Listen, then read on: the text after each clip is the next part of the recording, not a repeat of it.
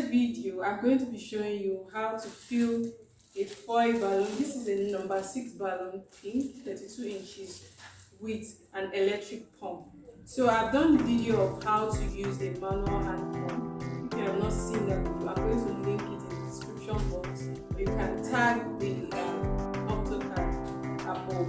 So but in this video, we are going to fill this helium balloon, this number 6 balloon, with an electric pump. It's quite easy.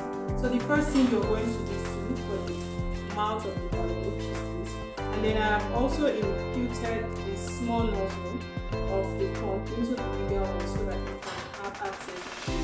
Now we're going to fill it. Once you put the nozzle of the balloon into the mouth of the balloon, and you turn on your electric pump and hold it firmly because of the pressure.